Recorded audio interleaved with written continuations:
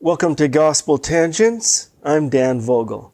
Welcome to Gospel Tangents, the best source for Mormon history, science, and theology. I'm Rick Bennett.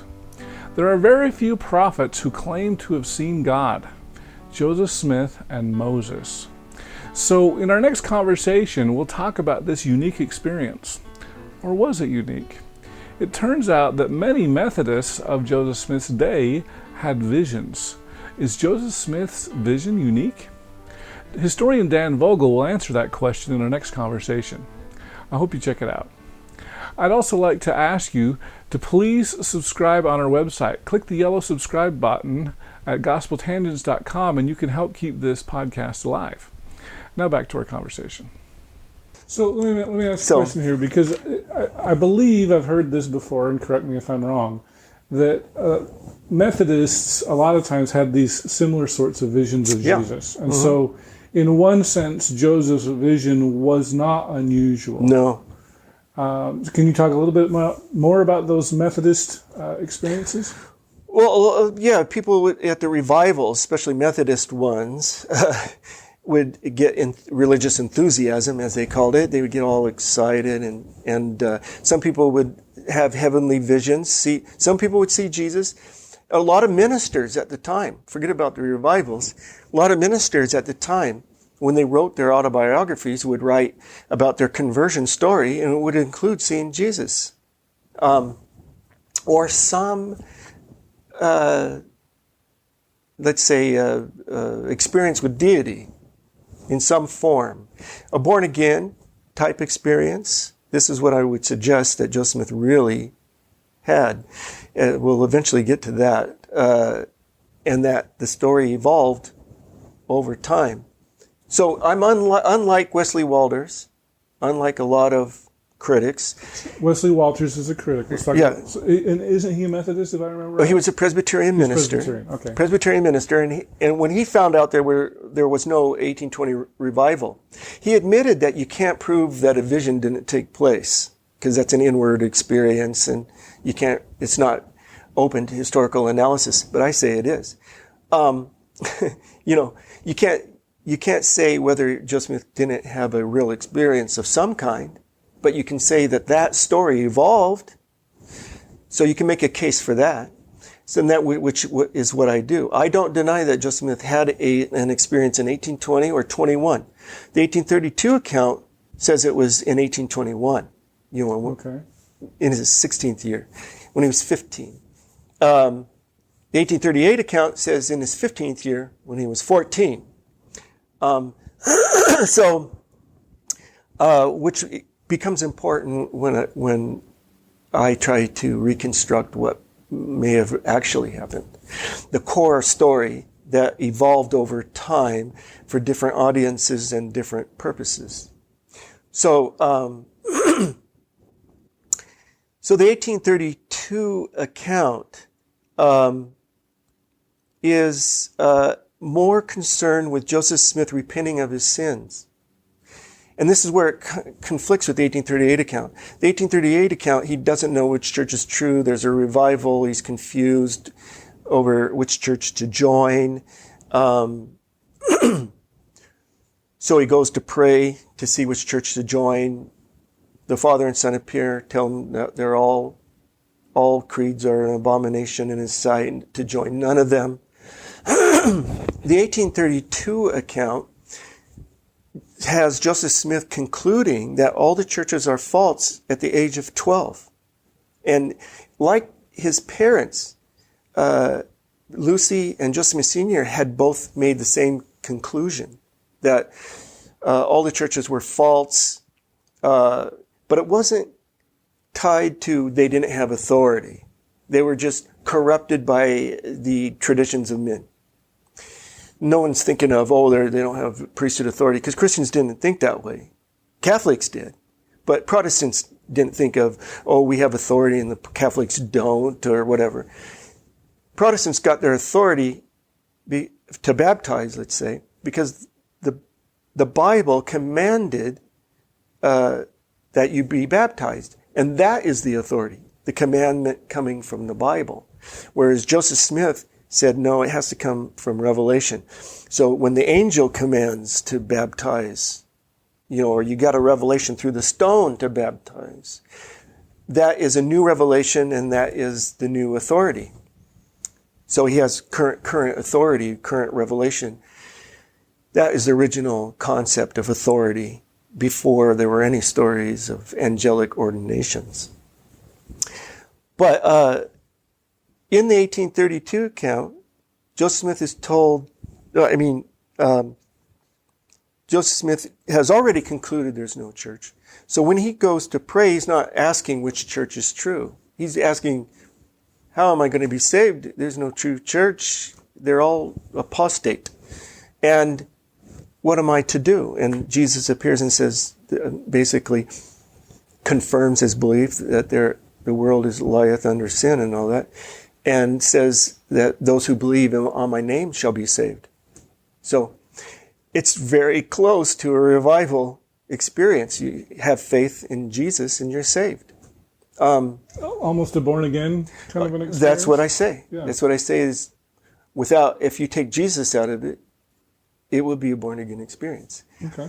So, why does he have to see Jesus? You think he basically in 1820 or 21 did have a born-again experience? Yes. Okay. His father, Joseph Smith Sr., was a Universalist. Okay? And he was probably also a Unitarian, because they were one and the same at that time. There are very few people actually separated those two things. They're so close that later in the 19th century, Unitarians and Universalists joined. And the texts at the time by Unitarians were Universalists. So, a Unitarian doesn't believe that Jesus is God. He's the Son of God, the same as anyone else can become the Son of God. He's a manifestation of God to show us a perfect example kind of a thing. But he's not God himself. And they're two different people. There's God the Father, and then there's the Son, not a God. Okay?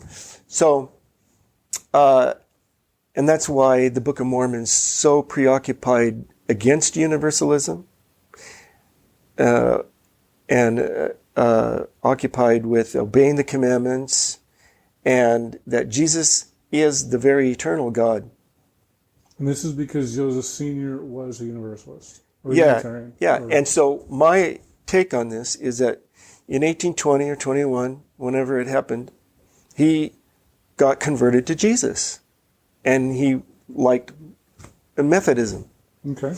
And had a Methodist vision experience. Born-again experience. A born-again experience. However, after the church was organized, he needed to have a vision of Jesus before the church was organized in order to be an apostle. So you don't think he saw Jesus in 1820? No, I don't. It was just it was just a born-again experience. Born-again experience, okay. And I justify that with a little literary criticism of the Book of Mormon, because I believe there's parts of it are autobiographical. And so I would argue that Mormon, in the Book of Mormon, Mormon's the editor of the Book of Mormon. I mean, he's basically Joseph Smith, editing and commenting on other prophets. So in the Book of Mormon, he actually introduces himself in 3rd Nephi as an apostle of Jesus Christ. But Joseph Smith doesn't really get the connection between seeing Jesus and being an apostle. Okay, William E. McClellan or whatever, he didn't know about the first vision. Well, actually, a lot of members didn't either, because it hadn't been. Joseph Smith didn't publish the 1832 account, He published the 1838 account in 1842, and McClellan was gone. So he must have missed the first vision, because later in years he said, well, how could Joseph Smith and Oliver Cowdery be apostles at the foundation of the church when they never claimed to have seen Jesus? What year is this? When McClellan said that? Yeah. Oh, about 1870s. Oh, it was way after. Way after, yeah. Okay. So, the point is that even when Oliver Cowdery, when the Quorum of the 12 was organized in February 1835, Cowdery said, your ordinations won't be complete until you see Jesus. So that had become the distinguishing feature of being in the Quorum of 12. So in 1832, the 1832 account has Joseph Smith seeing Jesus. This would be the first time that we know of that he said anything, because the Articles and Covenants didn't say anything. Yeah, up until then it had only been Moroni, right? Only Moroni, yes. That people, when you started to talk about the significance of Joseph Smith's church, it's always started with Moroni and revealing of the plates. The interesting thing also is that the 1832 account ends with Oliver Cowdery coming and becoming a scribe for Joseph Smith in April of 1829. And it says that Cowdery had come to Joseph Smith because the Lord had appeared to him, to Oliver, and showed him the plates. Probably in a dream. I think that's what it means. So both Joseph and Oliver in the 1832 account see Jesus before the founding of the church. Okay. So I think that's one of the motivations there. The other motivation for the 1832 account is that it starts with announcing Joseph Smith's, why he's the leader of the church, basically, because he's because of the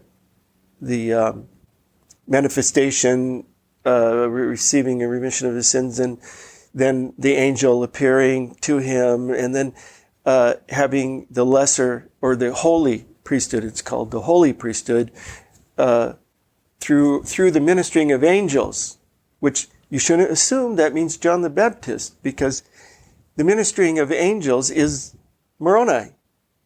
So through the ministering of angels, he receives the holy priesthood. Then the revelation of the high priesthood in June 1831. And so it kind of gives his authority. And the reason why I think it's preoccupied with authority and giving the same rundown as a preamble of the Articles and Covenants, basically, is because he's just returned from Missouri. And in Missouri, Bishop Edward Partridge has given him a hard time about authority. So there's a challenge to Joseph Smith's overall authority over the whole church. So I think the 1832 account was begun as a response to challenges to Joseph Smith's leadership, sole leadership. Bishop Edward Partridge thought he was the leader of the Missouri church, and was giving Joseph Smith a hard time, and Signor Rigdon had to reprimand Edward Partridge. And that's a whole story in itself. Okay, so I'm glad you mentioned that. I didn't mean to. This brings up another thought, because I had a chat with Michael Marquardt, and actually Michael Quinn as well, because I believe Quinn has 3 different dates for the restoration of the Melchizedek priesthood: 1829, 1830, and 1831. Mm-hmm. Do you have an idea as to when the Melchizedek priesthood was restored? Because it sounds like it's related here to this first vision. Yeah, so the Melchizedek priesthood, that term, Melchizedek priesthood, is gets a little murky because in June 1831, it says that with the high priesthood, for the first time, the Melchizedek priesthood was revealed. So In 1831. June 1831, for the first time, when he's revealing the high priesthood. Now, the Peter, James, and John story is a fiction. It never happened. What happened was the first authority to baptize came through the stone, according to Lucy Smith, in 15th of May, 1829, on the day that they baptized one another. And the command was the authority. Nothing about ordination, laying on of hands of angels and things like that. So all this ordination by angels comes in 1834 and 1835. But before that, the concept of authority was the command through the stone, through the angel, through revelation. The command was authority. And so the first one was the baptism. That was authority. The second one was in the chamber of David Whitmer's father's house, where the voice of the Lord in the chamber of Peter Whitmer's house, D&C 128, I believe it is a letter, 1842 letter of Joseph Smith calling back on various revelations and visions, and he mentions that. And the history of the church mentions it also. So the command in the chamber to ordain one another elders, and that was all. They were made elders.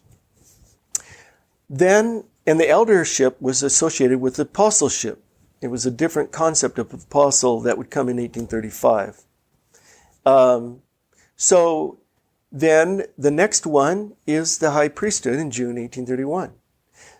Then in September of 1834 is when Oliver Cowdery writes a letter to the Missouri Church, to W.W. Phelps, and tells them that an angel appeared on the day that they baptized, he and Joseph Smith baptized one another. The angel is unnamed, ordained them together to have the authority to baptize. Who we now know as John the Baptist. Is that right? You're right. And Joseph Smith names the angel. So Cowdery has no name. It's an angel. Gives them the authority to baptize.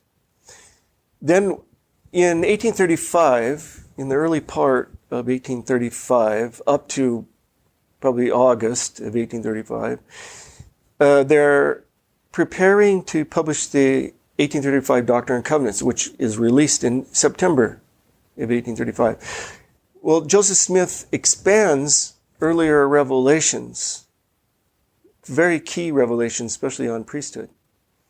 And in section 27, or section 27 now, which was originally given in I believe it's September 4th, according to the Book of Commandments, September 4th, 1830, in Harmony, Pennsylvania, when their Newell Knight is visiting Joseph and Emma Smith. They're going to get wine for the sacrament. The revelation comes and says that you don't have to use wine, especially from your enemies. And Joseph Smith expands that and adds a bunch of poetic kind of, you shall drink the wine in the kingdom with Moroni, and it names, and then with John, whom I have sent, and ordained you. And then it mentions Peter, James, and John, whom I've sent, who has given you the keys of the apostleship. So Peter, James, and John, it gives no date for this appearance. This is the first mention. So this is 1835? 1835, okay. Somewhere probably in March or April, I would say, because that's the date the Joseph Smith papers have given for expansions to D&C 107. So 107 is where Peter, James, and John. no, 107 is that expands the 1831 revelation on making the president of the Joseph Smith president of the high priesthood, and which is over the bishop. So that was expanded to talk about two priesthoods, okay, and some other things. I hope you enjoyed our conversation with historian Dan Vogel. In the early days of the church, many people could receive revelations, and Dan will talk more about how that changed under Joseph Smith. Eventually, this is where I get into the sociologist Max Weber, a German sociologist who wrote sociological works on from charisma to institution. And he tried to show the transition from charismatic groups, and in order to survive, because charisma is very volatile, because anybody can get a revelation and challenge the leader. How does he maintain his leadership? And over time, it has to transition to the charisma of office. So now I'm the president. Well, Joseph Smith wasn't president of the church until November of 1831. President of the high priesthood. The actual president of the church really doesn't come until even later than that. If you'd like to hear the entire interview uncut, please support Gospel Tangents and become a subscriber. For just $5 a month, go to patreon.com/gospeltangents and you can hear the entire interview. And you can also get transcripts available at either our Amazon website, or if you want to give the money to me and not Amazon, please subscribe on my website at gospeltangents.com, and you can click the yellow subscribe button. Of course, we're also on Facebook, Twitter, and all the other places. Make sure you subscribe on iTunes at tinyurl.com/gospeltangents. And don't forget to click here to subscribe on YouTube, here for a transcript, and over here we've got some more of our great videos. Thanks again for listening.